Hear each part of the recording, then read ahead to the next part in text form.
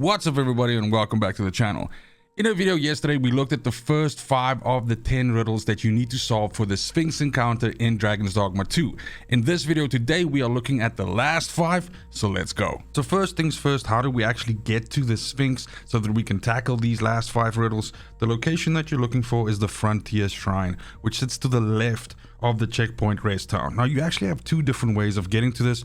You can either go via the top, which is like in this riverbed, and then sort of like hitting it from the top, which is a way that you can go that doesn't require you to use the beast ren mask to go through the gate, which is obviously at the bottom of checkpoint rest town.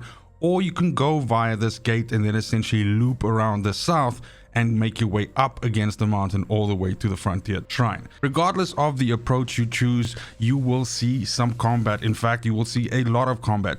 Griffins, cyclopses, dragons, harpies, the usual. You will be scaling the side of mountains, so this area is quite congested with enemies, so prepare yourself for some tough encounters. That being said, in the previous video that I did on the first 5 riddles, I showed a way that you could ride the griffin from the mountain shrine, which they originally are situated at, to the Frontier Shrine, thereby skipping a lot of this combat. So you could also potentially do that if you go, if this is your first attempt and you haven't done the first 5 riddles yet. But either which way, you need to make your way to the Frontier Shrine, and as soon as you're there, you are actually going to immediately finish the first riddle, which is the Riddle of Reunion. So as soon as you see the Sphinx, after having already, seen them at the mountain shrine, you will automatically finish riddle number 6, which is the Riddle of Reunion. Now for this, the reward is 100k gold, and that's easy money. Now for the last 4 riddles, riddles 7, 8, 9, and 10, these can actually come at you in any order. Unlike the mountain shrine where we pick which riddle we want to do, when we're at the Frontier Shrine with the Sphinx will present you with these in a different order. So the order that you'll get them in will definitely be different than mine. However, check the timestamps below and simply pick the riddle that is being offered to you, and then you can sort of like work out your own way. For the Riddle of Contest, the Sphinx will immediately equip you with a Ring of Derision, which essentially nerfs your damage and makes a lot of your attacks hit like a wet noodle. At the same time, the Sphinx will also summon a soldier whose sole purpose it is to kill you. So the idea here being that you need to win this duel. Now, depending of course on your vocation, your best bet here is to stagger the enemy or knock them down, and then simply pick them up and run over to the right side of this arena and then just throw them over the edge, thereby winning the duel. You have to be fast with this, as you can get pinned down quite quickly by the soldier's attacks. And of course, like I said, depending on which class you're playing, you might have a little bit of a harder time staggering them. So maybe use some items or something like that. Either which way, as soon as you win this duel, you're going to be able to win the Ring of Ambition, which gives you a little bit of additional XP every time you, kill something.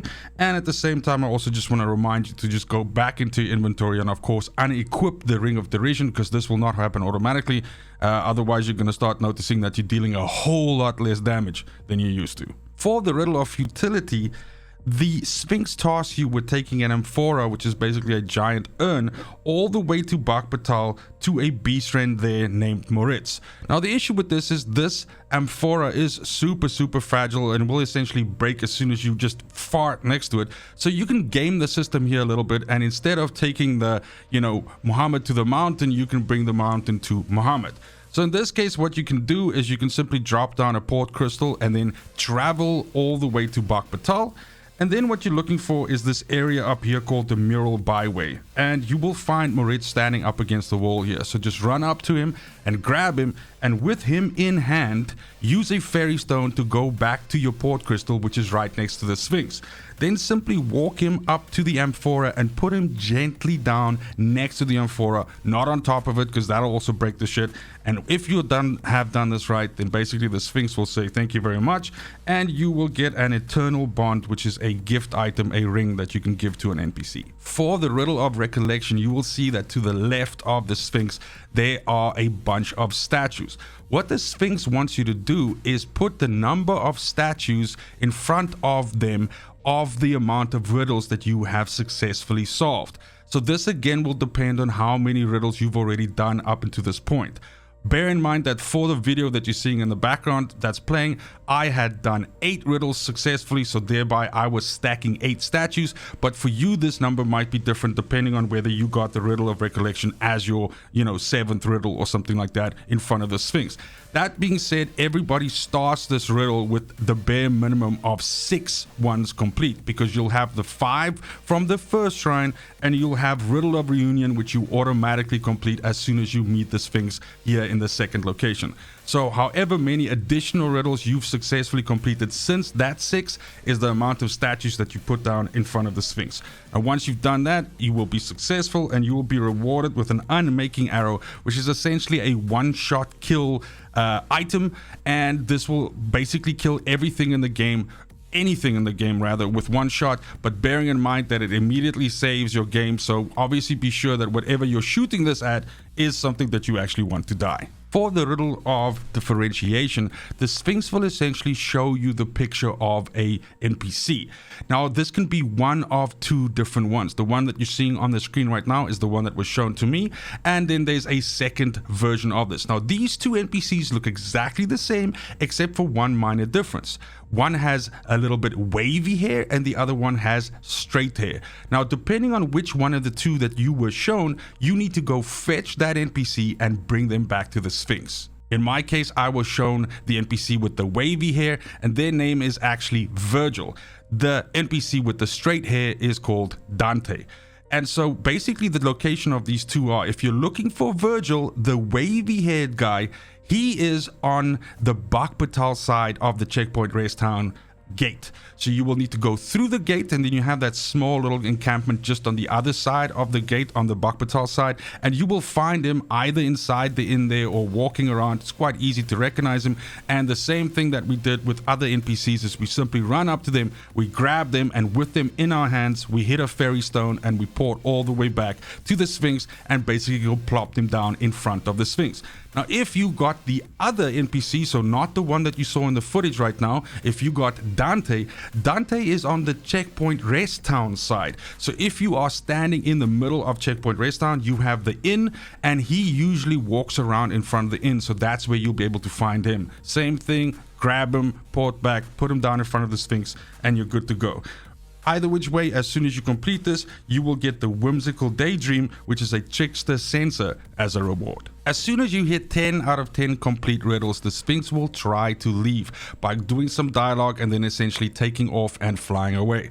Now, if you want to loot the final chest, the 11th one, that super large chest, you will actually need to kill the Sphinx and get the key from it. So you will have to, as soon as the Sphinx finishes its dialogue after the 10th riddle, you will need to start hitting it with spells and abilities or whatever, just hitting it with a sword, and this will cause the Sphinx to aggro on you and fight you. Now, this isn't a super tough fight, but of course this completely differs on your party makeup and which vocations you're using, the level that you're on, anything. So it might not be as easy for you as it was for me, as you can see in the footage in the background.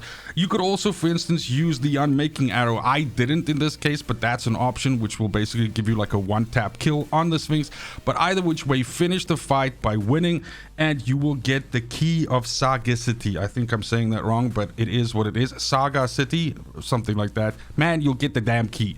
So you'll get the key, which will in turn allow you to pop open that big chest, and that will give you the Eternal Wakestone, which is a wakestone on crack basically. So normally a wakestone wakes up one thing. The Eternal Wakestone essentially revives all the dead NPCs around you nearby. So if you basically have an issue where a bunch of people have died by accident, maybe a dragon came into the capital or something like that, this could be a way for you to essentially get all of those NPCs back on their feet. And that's it for the video. Thank you so much for watching. If you found this useful in any way, please consider liking, subbing, and commenting on the video, as well as checking the description of this video for a link to a Discord server of like-minded gamers if you want to join. I also stream on Kick every Tuesday, Wednesday, and Thursday. Love to see you over there, but as always, it's just super important to me that you have a fantastic morning, afternoon, evening, wherever you are in the world. Till next video, fucking cheers.